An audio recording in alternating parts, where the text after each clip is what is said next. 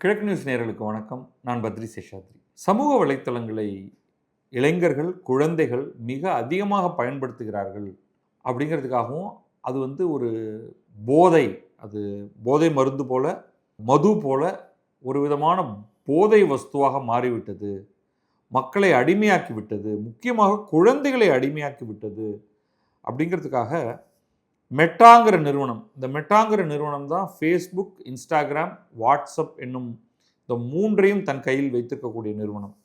அந்த நிறுவனத்தின் மீது அமெரிக்காவின் பல மாநிலங்கள் வழக்கு தொடுத்தன. அதோடைய விளைவாக அந்த வழக்கில் மெட்டா நிறுவனம் ஒரு செட்டில்மெண்ட்டுக்கு வந்திருக்கு.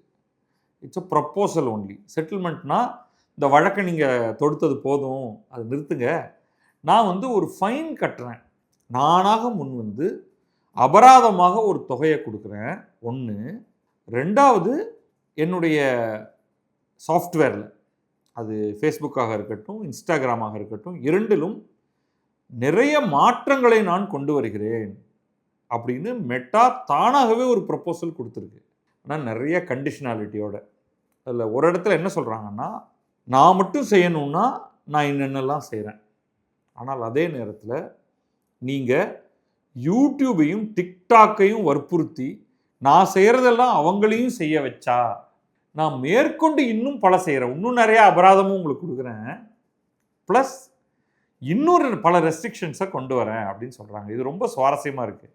ஏன்னா இங்கே என்ன பார்க்குறோம் அப்படின்னா, மெட்டா ஏன் இப்படி சொல்லுது அப்படின்னா, என்னை மட்டும் நீ கட்டுப்படுத்திட்டு என்னை ரீல்ஸ் போடாத, எனக்கு என்னுடைய சாஃப்ட்வேரில் சில கட்டுப்பாடுகள் கொண்டு வான்னு சொல்கிறேன், நான் செய்கிறேன். பட் நீ யூடியூபையும் டிக்டாக்கையும் செய்யலைன்னா மக்கள் அப்படியே ஃபேஸ்புக், இன்ஸ்டாகிராமை விட்டுட்டு அவங்க யூடியூபுக்கும் டிக்டாக்கும் போயிடுவாங்க.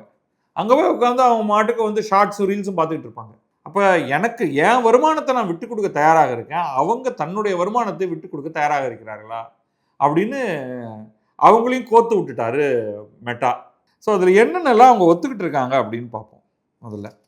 ஸோ ஃபஸ்ட்டு அவங்க சொல்கிறது என்னென்னா, நான் உடனடியாக உங்களுக்கு இந்த அக்ரிமெண்ட்டை நம்ம சைன் பண்ணால், நீங்கள் மேற்கொண்டு என் மீது வழக்கு தொடுக்கிறத நீங்கள் கைவிட்டீங்கன்னா, நான் 12.7 பில்லியன் US$ அபராதம் கொடுக்கிறேன். இது ஃபஸ்ட்டு பார்ட். அதையும் 10 இன்ஸ்டால்மெண்ட்டாக அடுத்த 10 வருடத்துக்கு கொடுக்குறேன். அதாவது ஒரு ஆண்டுக்கு 1.27 பில்லியன் அபராதமாக அடுத்த 10 ஆண்டுகளுக்கு நான் கொடுக்கிறேன். இது யார் கூட வந்தாலும் வராட்டாலும் நான் இந்த பணத்தை கொடுக்குறேன். ஆனால் நீங்கள் டிக்டாக்கையும் யூடியூபையும் சேர்த்து கொண்டு வந்துட்டீங்கன்னா, அவங்களுக்கும் சில கட்டுப்பாடுகளை விதிக்கிறீர்கள் என்றால், நான் மேற்கொண்டு ஒரு 5.3 பில்லியன் கொடுக்குறேன்.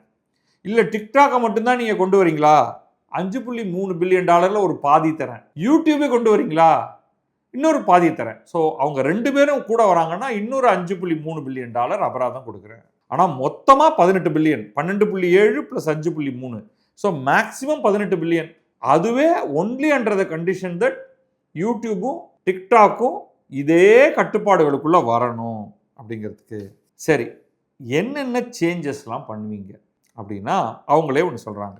முதல்ல டைம் லிமிட். ஒரு நாளைக்கு ஃபேஸ்புக், இன்ஸ்டாகிராம் ரெண்டும் மொத்தமாக சேர்த்து 2 மணி நேரம் தான் ஒரு குழந்தை யூஸ் பண்ண முடியும். நம்ம இந்த இடத்துல குழந்தை அப்படின்னா லெஸ் தென் 18 வயது. 18 வயதுக்கு கீழே இருப்பவர்கள் ஒரு நாளைக்கு 2 மணி நேரம் மட்டும்தான் ஃபேஸ்புக் அல்லது இன்ஸ்டாகிராமை பயன்படுத்த முடியும். ஒரு சின்ன ப்ரொவிசோ இருக்குது. ஒரு லாக் ஒன்று இருக்கும். அந்த லாக்கை அவங்க அப்பா அம்மா தான் நீக்க முடியும். அப்போ அப்பா அம்மாவே கெடுத்து தன் பிள்ளைய குட்டிச்சவராக்கணும்னு முடிவு பண்ணிட்டா, தம்பி நீ வச்சுக்கோப்பா, நான் லாக்கை திறந்து கொடுக்குறேன், நீ மாட்டுக்கும் உன் இஷ்டத்துக்கு பயன்படுத்து அப்படின்னா அதை ஒன்றும் பண்ண முடியாது. ஆனால் டிஃபால்ட்டாக 18 வயதுக்கு கீழே இருக்கிறவங்களுக்கு ஆட்டோமேட்டிக்காக நான் லாக் போட்டுருவேன். அவங்களுக்கு ஒரு டைமர் டிக் ஆகிட்டே இருக்கும். 2 மணி நேரம் ஆயிடுச்சுன்னா, அதுவும் சேர்த்து ஃபேஸ்புக்கு 2 மணி நேரம், இன்ஸ்டாகிராமுக்கு 2 மணி நேரம் கிடையாது, ஃபேஸ்புக், இன்ஸ்டாகிராம் இரண்டையும் சேர்த்து 2 மணி நேரம். இது ஃபஸ்ட்டு பாயிண்ட்டு.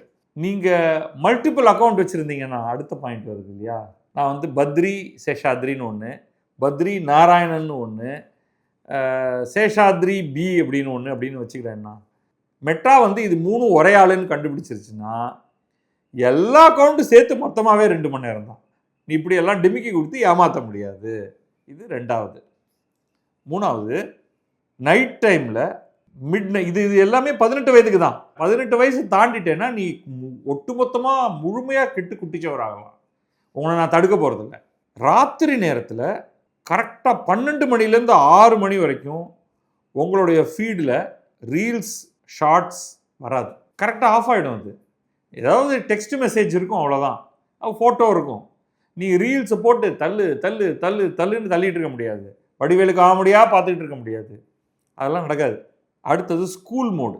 காலையில் 8 மணிலேருந்து சாயந்தரம் 3 மணி வரைக்கும் நீங்கள் ஸ்கூல் படிக்கணும். நீங்கள் 18 வயதுக்கு கீழே இருக்கிற குழந்தை அப்படிங்கிறதுனால உங்களுக்கு புஷ் நோட்டிஃபிகேஷன் வராது.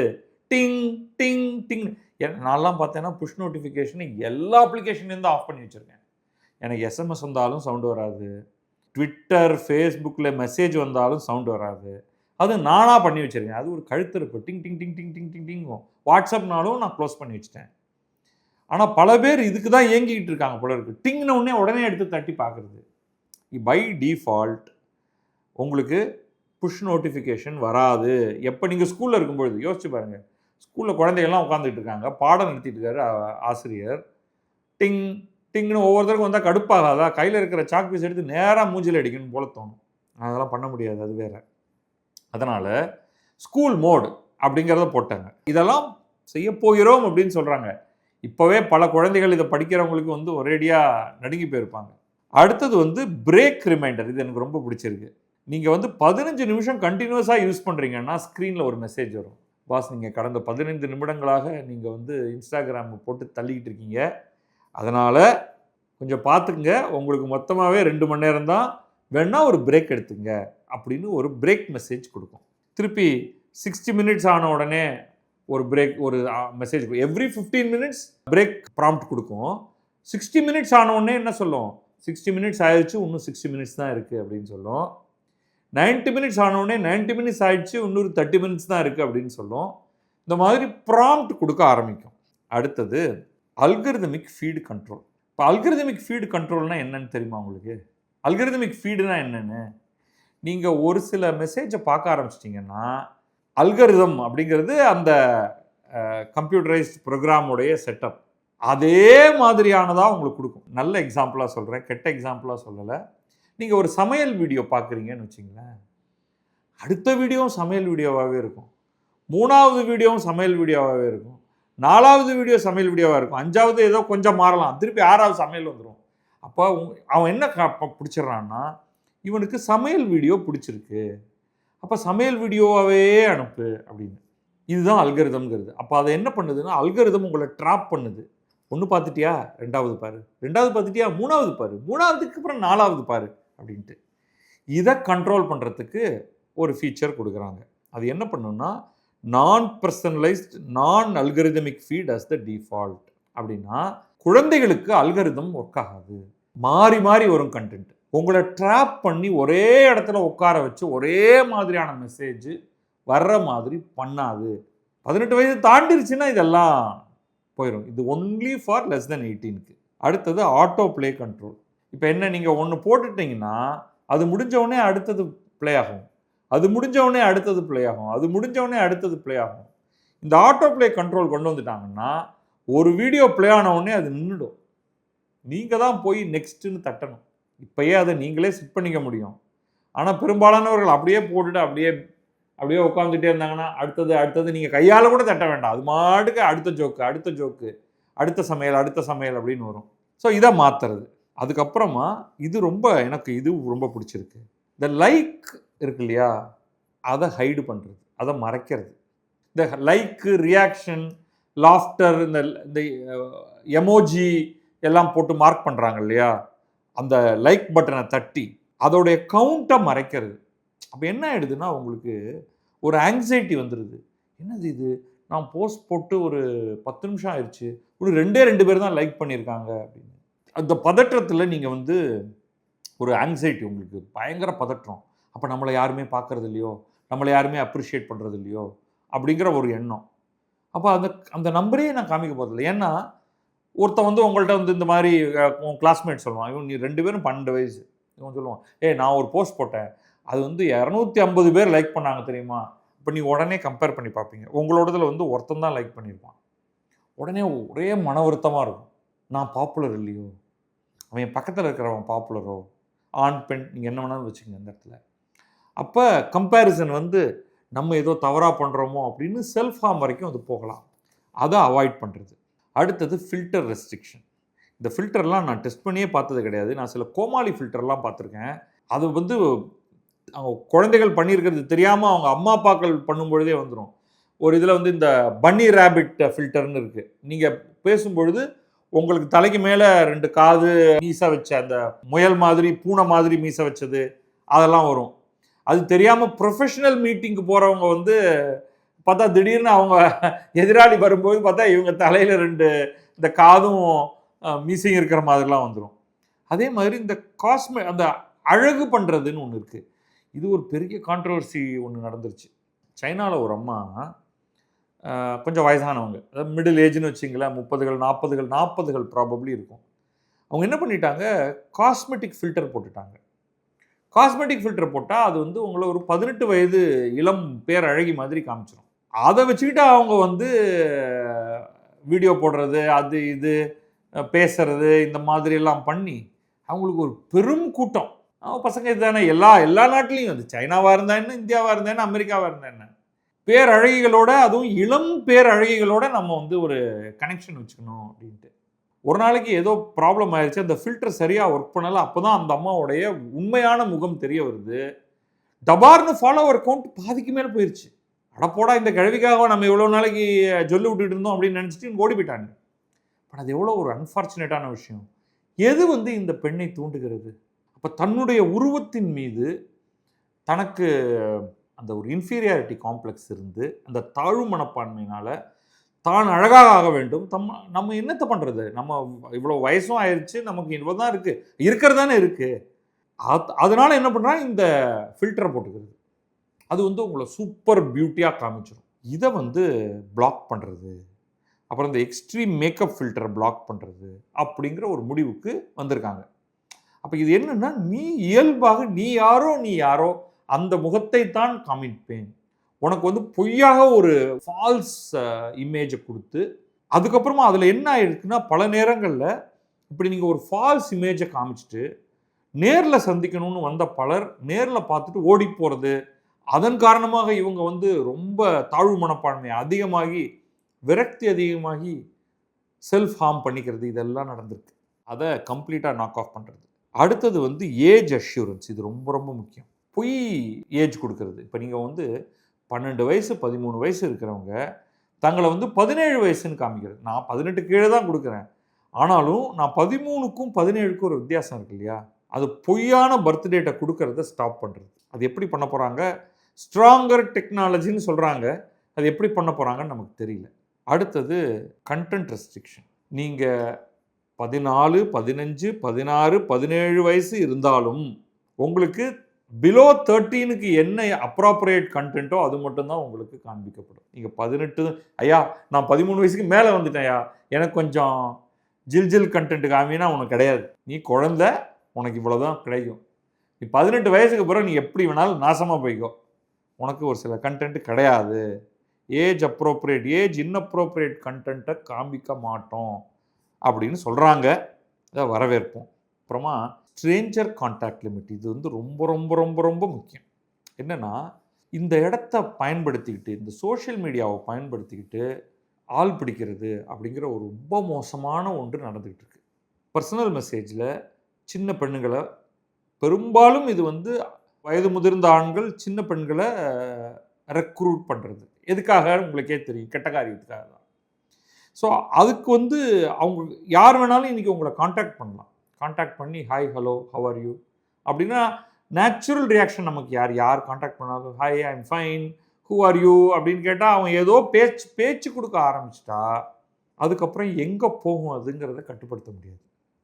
ஸோ அதுக்கு வந்து ஸ்ட்ரேஞ்சர் கான்டாக்ட் லிமிட் அப்படின்ட்டு இந்த மாதிரி சஸ்பீஷியஸ் அடல்ட் அக்கௌண்ட்லேருந்து டீனேஜர்ஸை காண்டாக்ட் பண்ணுறவங்கள தடை செய்கிறது. அப்படின்னு சொல்கிறாங்க. இதை எப்படிலாம் இதில் வந்து டெக்னாலஜி எப்படி உள்ளே வரப்போகுதுங்கிறது நமக்கு தெரியாது. பட் இதெல்லாம் ஒரு ப்ராப்ளம்னு இப்போ நான் சொல்லியிருக்கிற அத்தனையும் நீங்கள் ப்ராப்ளம்னு ஐடென்டிஃபை பண்ணுறீங்களா? இதனால் வரைக்கும் என் குழந்தை ஃபேஸ்புக்கோ அல்லது இன்ஸ்டாகிராமோ, இன்றைக்கி மோஸ்ட்லி இன்ஸ்டாகிராம் பயன்படுத்திகிட்டு இருக்குன்னு நினைக்கிற பெற்றோர்கள் இது எல்லாத்தையும் யோசிச்சு பாருங்கள். எவ்வளவு தூரத்துக்கு அமெரிக்காவில் இருக்கக்கூடிய ஸ்டேட்ஸ் ஃபேஸ்புக்கை ஒரு உலுக்கினதன் காரணமாக அவன் இதுக்கெல்லாம் டெக்னாலஜி இன்னும் இப்போ கொடுக்கல, இதெல்லாம் செய்கிறேன்னு அவன் ஒத்துக்கிட்டு இருக்கான். அவ்வளோதான். அப்புறம் பேரண்டல் கண்ட்ரோல் ரொம்ப ஸ்ட்ராங்காக உங்களோட அக்கௌண்ட் ஒரு பேரண்ட்டோட அக்கௌண்ட்டோட கனெக்ட் ஆகிடும். நீங்கள் இன்னொரு அக்கௌண்ட் ஓப்பன் பண்ணுறீங்கன்னா பேரண்ட்டுக்கு ட்ரிகர் வந்துடும். உங்களது குழந்தை இன்னொரு அக்கௌண்ட்டை ஓப்பன் பண்ணுறதுக்கான வேலையில் இறங்கி இருக்கிறார்கள், நேராக போய் கழுத்தை பிடியுங்கள் அப்படின்ட்டு. அதன் வழியாக சஸ்பிஷியஸ் ஆட்களோட பேச ஆரம்பிக்கிறாங்க. நான் அதுக்கும் அலர்ட் வரும். இன்றைக்கி ஏஐ வச்சு அதெல்லாம் அவங்க என்ன பேசுகிறாங்கங்கிறத நம்ம அனலைஸ் பண்ண முடியும். Direct messaging is explicitly excluded from time limit, night mode, school mode. அது என்ன சொல்கிறாங்கன்னா, உங்களுக்கு ஏற்கனவே தெரிந்த நபர்களோடு இப்போ இவ்வளவு கட்டுப்பாடுகள் இருக்கு இல்லையா, அது கண்டென்ட்டை பார்க்குறதுக்கு மட்டும்தான். ஆனால் உங்கள் ஃப்ரெண்டுக்கு நீங்கள் மெசேஜ் அனுப்புறது எப்போ வேணாலும் அனுப்பலான்னு. அதுலேயுமே நான் சில பிளாக் பண்ணணும் அப்படின்னு சொல்லுவேன். பட் அதை இவங்க செய்ய விரும்பலை போல இருக்குது. அதனால் அடுத்தது ஸ்பெஷல் ப்ரெஷர் ஆன் இந்த 2 நிறுவனங்கள், யூடியூப், டிக்டாக். நான் மட்டும் இல்லை, அவங்களும் அதை பண்ணணும். அதுக்கு நீங்கள் இன்சிஸ்ட் பண்ணிங்கன்னா நான் உங்களுக்கு இன்னும் கொஞ்சம் காசு தரேன் அப்படின்னு சொல்கிறாங்க. ஒன்றும் மட்டும் இல்லாமல் ஒன்று, இது எனக்கு இதுதான் நானும் விரும்புவேன். இந்த நைட் மோடு மிட் நைட்லேருந்து ஆரம்பித்து 6 மணி, காலையில் 6 மணி வரைக்கும் உங்களால் ரீல்ஸ் பார்க்க முடியாதுன்னு சொல்கிறாங்கல்ல. டிக்டாக்கும் யூடியூபும் இதில் இணைந்தால் ராத்திரி 10 மணிலேருந்து காலையில் 7 மணி வரைக்கும் ரீல்ஸ் கிடையாது அப்படிங்கிறத போடுறதுக்கும், ஒரு நாளைக்கு 2 ஹவர் லிமிட்டுங்கிறத 1 ஹவர் லிமிட்டுக்கு கொண்டு வரத்துக்கும் தயாராக இருக்கிறோம் அப்படின்னு மெட்டா சொல்கிறாங்க. பணமும் உனக்கு அதிகமாக தரேன், அவங்க 2 பேரும் சேர்றாங்கன்னா ஒரு நாளைக்கு 1 மணி நேரம் தான் உங்கள் குழந்தை இன்ஸ்டன்ட் மெசஞ்சரில் அல்லது இந்த பிளாட்ஃபார்ம் இன்ஸ்டாகிராமில் இருக்க முடியும் அப்படின்ட்டு. Which is actually good. Industry வைடாக இந்த 3 கம்பெனி மட்டும் இல்லை, எல்லா கம்பெனியும் இதை ஃபாலோ பண்ணணும். இல்லைன்னா ஆஸ்திரேலியாலேயோ அல்லது ஃப்ரான்ஸ்லேயோ அல்லது வேறு சில நாடுகளிலேயோ வரக்கூடிய சட்டத்தை அடிப்படையில் ஒரு குறிப்பிட்ட வயதுக்கு கீழே இருப்பவர்கள் இன்ஸ்டாகிராம், ஃபேஸ்புக் போன்ற எதையுமே பயன்படுத்த முடியாது என்ற ஒரு கட்டுப்பாடு வந்து தீரும். இப்போ அடுத்து இந்த வழக்கை மேற்கொண்டு எப்படி எடுத்துகிட்டு போகிறதுன்னு இந்த மாகாணங்கள், அமெரிக்க மாகாணங்களுடைய அட்டர்னி ஜெனரல்ஸ்லாம் ஒன்றாக சேர்ந்து, தலைமை வழக்கறிஞர்கள்லாம் சேர்ந்து ஒரு முடிவுக்கு வரணும். அடுத்து யூடியூபோடையும் டிக்டாக்கோடையும் என்ன மாதிரி போய் பேச போகிறாங்க, அவங்க எல்லாரும் சேர்ந்து ஒத்துக்கிட்டா இந்த ப்ரப்போசல் ஜட்ஜஸ், இந்த கேஸ் நடத்துகிற ஜட்ஜுக்கிட்ட போய் அவரும் அப்ரூவல் கொடுத்துட்டா இது எஃபெக்ட்டுக்கு வரும். அதுக்கும் டைம் வாங்கிப்பாங்க, 1 வருஷம் கொடுங்க இதை ரோல் அவுட் பண்ணுறதுக்கு அப்படின்னு சொல்லி, அதுவும் நடக்க நேரிடலாம். பட் நான் என்ன சொல்லுவேன்னா, இந்திய அரசுக்கும் இதுக்கும் சம்மந்தம் இல்லை. பை தி வே, அவன் அமெரிக்காக்காரன் பண்ணுறதுனால இதெல்லாம் பண்ணுறான். இந்த கண்ட்ரோல்லாம் இந்தியாவுக்கு வருமா அப்படின்னா நமக்கு தெரியல. அதனால் இந்திய அரசு என்ன பண்ணணும்னா, இப்பொழுதே இந்த ஃபைலை எடுத்துக்கிட்டு, இந்த ஸ்டோரியை எடுத்துக்கிட்டு ஃபேஸ்புக்கை கூப்பிட்டு, எங்கள் நாட்டில் நீ உங்கள் நாட்டில் என்ன வேணாலும் பண்ணிக்கோ, எனக்கு தெரியாது, எங்கள் நாட்டில் இதை உடனடியாக நீ செய்ய வேண்டும். அப்படி இல்லாவிட்டால் நாங்கள் ஃபேஸ்புக், இன்ஸ்டாகிராம் போன்றவற்றையெல்லாம் தடை செய்வோம் அப்படின்னு மிரட்ட வேண்டிய நேரம் வந்துவிட்டது அப்படிங்கிறது என்னுடைய கருத்து. நன்றி, வணக்கம். நான் பத்ரி சேஷாத்ரி. இது கிழக்கு நியூஸ்.